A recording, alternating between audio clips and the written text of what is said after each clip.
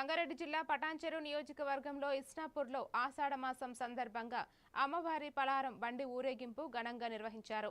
Errula Ravi Aziz YRK Yuvasena ఆధ్వర్యంలో జరిగిన ఈ కార్యక్రమంలో పోతురాజుల నృత్యాలతో సాంప్రదాయబద్ధంగా ఊరేగింపు సాగింది.